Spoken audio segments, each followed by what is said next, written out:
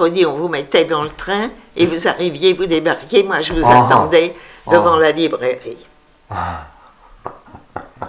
Voilà. Ah, je me rappelle devant la librairie. Devant la librairie. Et vous étiez bien mignons. Et alors à ce moment-là, donc, ils étaient séparés. Et je me rappelle que ton père venait le dimanche pour sortir avec vous et vous emmener au bois et tout ça. Et un jour, je m'étais retournée et j'ai vu pour la première fois ton père avec des énormes larmes qui tombaient comme ça. C'était quelque chose. Deux beaux enfants comme ça, deux plantes comme ça. Enfin, bon. Et puis, il a mené la vie qu'il a voulu ou qu'il a pu, je ne sais pas. Moi, j'en ai entendu des vertes et des pas mûres de ta mère. J'ai entendu un autre son de cloche de ton père qui, au fond, parlait très peu. Je te jure que je n'ai pas été au courant de tout. Mais enfin, quand je suis allée m'installer à Bougival, c'était quand même un peu une abdication. Voilà. Et donc là, t'as quel âge quand t'arrives à Bougival? Bah écoute, mon petit, je sais pas te le dire. Je sais pas te le dire. Je me suis mariée en c'est pas 52? Je sais pas. Regarde. Alors c'est... En 52, oui. Voilà. Donc, en 52, je suis née en 7. Non mais il y a 50 ans. Voilà. Donc t'as 95 ans. T'as quel âge aujourd'hui? 95. Voilà, donc divisé moins 50, ça fait 45. T'avais 45 ans quand tu t'es remarié. Voilà. Oui, et donc Bougival, à Bougival, Robert, toujours très gentil, bon, il avait tout accepté, j'irai le soir faire un tennis, oh oui, en la ville, bon, et puis les années ont passé, et puis j'ai vieilli, et puis j'ai amochi, et puis ma mère a beaucoup vieilli, et vivait avec nous, ce qui n'était pas tous les jours rigolo pour... il m'a obligé, alors là commence la grande débine, il m'a obligé à la mettre dans la maison de retraite de... Montbuisson.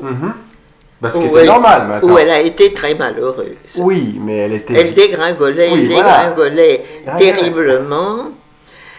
Et puis, comment il a trouvé le moyen de faire un ou deux voyages seul, à ce moment-là, peut-être cette femme d'Air France était déjà dans sa vie. Moi, j'étais toute tranquille, pensant que jusqu'au restant de mes jours, les choses se passeraient comme ça. La séparation avec Robert, et c'est lui-même qui me l'a dit, il me dit « Tu crois que tu as du chagrin, tu as surtout de la vexation. » Et c'est vrai, j'ai été horriblement... Et puis la vie tombait. Ma mère, très malade, donc il m'a obligée à la mettre à Montbuisson. J'ai obtenu de lui qu'une fois de temps en temps, il aille la voir. Ma mère est morte sans savoir que nous étions séparés. Ah oui, d'accord. Et dans la même année, j'ai eu cet affreux divorce où on s'est flanqué à la figure tout ce que l'on peut se flanquer, les horreurs, les choses comme ça. C'est jamais beau un divorce, hein. C'est rare les gens qui divorcent d'une façon digne et propre. Donc, la mort de ma mère, mon divorce et mon opération au ventre. Et t'avais quoi au ventre? Un polype sur le côlon. Et quand on m'a opéré, on craignait que ce soit un cancer. Ben, ça n'en était pas ça. Mais enfin, c'était quand même une terrible opération. Je suis tout de même ouverte de là. Là, c'était une assez terrible... Et nous, on a quel âge quand ta grand-mère, ta mère décède? Elle a dû décéder en 70, 72. Oh, pourtant, tu as vu les dates sur la tombe. Je me rappelle plus. Elle était très, très, très, très, très, très âgée. En 98, elle est morte, je crois. 97, je crois. 97. Mais alors à ce moment-là, j'ai fait cet horrible voyage. Mais comment s'appelle ce petit patelin à côté de Bougival? Oui, Montbuisson. Enfin, Marly-le-Roi? Non, avant Marly. Ouais. Enfin, c'est sans importance. De là, 380 km, toute seule, au mois d'août, avec ma mère dans le corbillard. Je l'ai enterré, je suis revenue. Tout de même, ton père m'a téléphoné en me disant je viens te chercher, on est allé manger une pizza, je sais pas où. Mais j'ai passé alors à ce moment-là des années de solitude atroces, dur à supporter. Et pourtant, je crois que je tiens bien la solitude, j'en fais pas une punition. Oui, mais c'était nouveau, tu te retrouvais toute seule. Nouveau, et puis il fallait reprendre un rythme, avoir vécu à deux pendant 25 ans, et tout à coup seul. C'est d'une brisure assez terrible. Enfin, heureusement, je me suis toujours accrochée à vous. Alors, il est évident que toi, t'étais parti. Ouais, c'est pas...